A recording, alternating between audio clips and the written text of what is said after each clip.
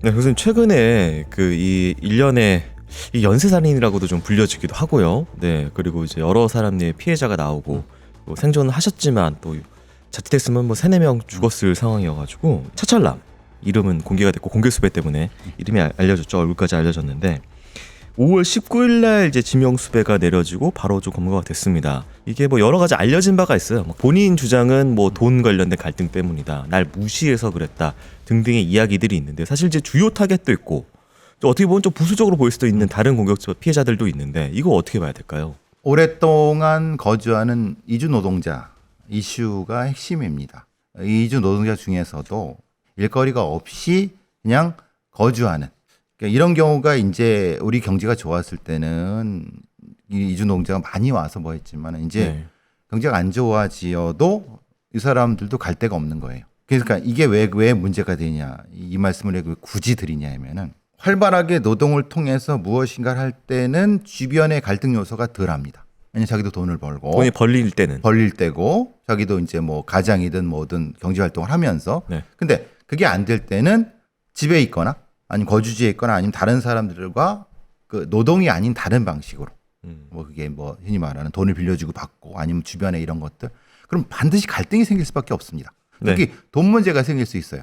돈 문제라는 것은 빌릴 수도 있고 빌려줄 수도 있고 아니면 이게 일수일 수도 있고 흔히 말하는 뭐 사채업자일 수도 있고 굉장히 다양한 변수가 있습니다. 지금 알려지지 않은, 사채업자가 나쁘다는 얘기가 아닙니다. 그러니까 이건 관계가 있고 관계가 갈등 속에 생기는 게 그게 10년 이상 됐을 때는 굉장히 그 심각한 갈등이 생길 수 있다. 그 차철남이 얘기하듯이 이게 돈 문제 뭐 이런 게 그거는 생각해 보시면 이게 한 번에 준 게 아니라 3천만 원을 거꾸로 생각하면 뜯겼을 수도 있고 아니 반대로 다른 것 때문에 갚고 뭐 여러 가지 관계가 있을 수 있고 그게 녹아들어서 터진 일이라고 보면은 전체적으로 우리가 이주 노동자 관리가 잘 안 되는 부분은 확실하다. 이게 그러니까 많은 분들이 이게 사실 인종 혐오까지 들어간 이유가 특히나 이제 뭐 조선족이라고 하거나 중국 동포라고 부르거나 좀 중국인 신분이니까. 그렇죠.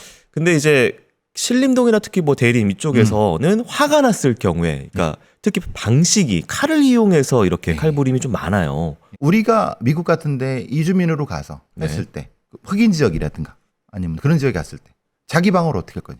그러니까 백인 경찰들이 한국 사람을 지켜줄까? 그러면 자체적으로 무장할 수 있는, 그러니까 그중에 일부의 것이라고 생각하면 된다. 그러니까 그걸 너무 이상하게 생각하는 건 우리가 지금 직접적으로 이제 공포를 느끼니까 그런 거지. 그 흔히 말하는 대림동이나 구로 같은 경우는 한족 지역, 조선족 지역이 서로 많이 갈등이 있단 말이에요. 갈등 생길 때 바로 나와도 주먹 다짐하고 그럴 때 칼, 이런 상태니까 그들이 꼭 왜 칼을 써요? 왜 걔들이 가면 피가 터져요? 이것은 약간 좀 차원을 달리해서 봐야 될 것 같다. 근데 그렇다고 해서 그걸 용인한다는 게 아니에요. 그렇다면 그거를 잘 관리를 해야죠. 무기를 빨리 뺏는다든가 아니면 뭔가 초기에 흉기에 대한 걸 압수한다든가 이렇게 해야 되는 거죠. 네, 또 공권력의 부재라고 본인들이 느끼기 맞습니다. 때문에 본인들이 직접 완력으로 해결하기 위해서 자구책. 또 익숙한 뭐 그런 폭력적 도구인 칼을 이용하는 것이다라는. 그렇게 못하게 해야죠. 국가 아니면 경기도 이런 차원에서 집중 관리를 해야 되는 건 맞아요. 근데 이제 또 한 가지 불안했던 게 이제 편의점 주인이라든지. 그러니까 그게 사실은 그게 더 문제인 거예요. 일반 시민들도 나도 언젠가 익숙하게 지나가는 사람이 나를 공격할 수 있다. 이 사건의 핵심은 두 형제를 죽였다는 것은 그 두 형제는 사실은 한국 사람도 채권 채무 관계에서 서로 칼부림하죠. 있을 수 있어요.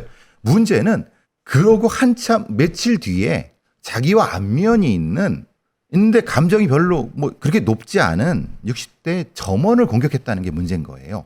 한국 사람을. 그러니까 이왕 살인을 한 김에 그 자기한테 감정 있는 사람을 공격하고 그런 김에 또 자기 집주인. 그러니까 이 폭력을 자기가 가지고 있는 어떤 것만 해결하는 것이 아니라 주변 사람들한테 확산시키는, 이게 문제인 거예요. 그러니까 왜 자기가 원한이나 뭐 목적을 달성했으면은 끝일 텐데 왜 이게 계속 이어져서 다른 사람들을 공격했을까요? 보통 이제 이 살인 후 각성이란 말을 제가 계속 쓰는데 살인한 후에 말하는 흥분된 상태가 유지가 돼요.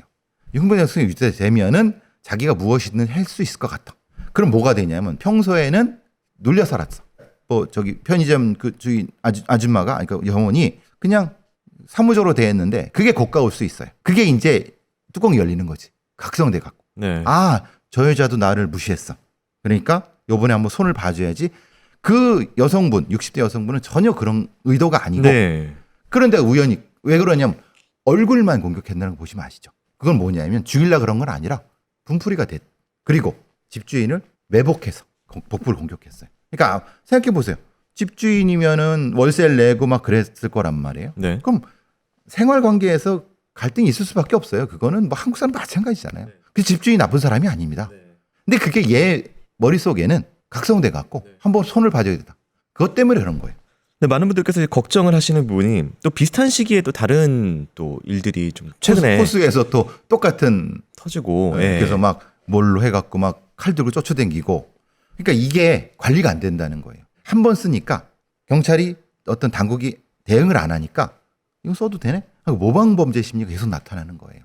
그러니까 조금 더 대응을 적극적으로 해야 되는 거죠. 적극적으로 하면 뭐 진압이나 이런 부분일까요? 진압도 그렇고 네. 무기를 압수하거나 네. 아니면 그 사람들을 엄격히 처벌하거나. 그러니까 엄벌주의가 이거는 나쁜 게 아니에요. 왜냐하면 네. 이게 공권력이 살아있고 네. 엄벌한다는 거 보여주면은 얘네들도 억제가 되죠. 이게 사실은 지역 치안 정책이 뭔가 부실한 부분이 있는 것 같다는 느낌이 들어요. 코로나 거기에서 이런 일에 대한 공포가 이게 한두 번이에요. 근데 그거를 이제 일부 정치인들은 그 조선족에 대한 혐오로 이용해 네. 먹기도 하고 그렇게 이용해 먹기에 하면 안 되거든요. 국가가 적극적으로 개입을 해야 되거든요. 저희가 뭐 어쨌든 이 사건을 좀 통해서 좀 많은 분들께서 걱정도 하시고 또 유사 범죄 혹은 또 다른 제2의 범죄 있을지도 걱정하시고 제 걱정이에요. 네. 차철남 같은 애들이 한둘이 아니에요. 그러니까 중국으로도 못 들어가고 여기 일자리도 부실하고 그냥 계속 거기서 있다 있는데 뭘 먹고 살아야 되는데 없어. 그럼 뭘 하겠어요? 범죄밖에 안 되잖아요. 그러니까 지금 우리가 그 상태라는 거예요. 인적 관리가 좀 돼야 되는 상황이다. 그렇죠. 네. 그리고 엊그제 보는데 무슨 이게 연쇄살인이니 뭐 이렇게 그런 공포스러운 얘기는 하면 안 돼요. 이건 연쇄살인 절대 아니에요. 그럼 그것에 대한 정확 규정을 해줘야지. 이게 무슨 연쇄살인이에요. 우리가 연쇄살인 개념을 정확히 알고 있는데.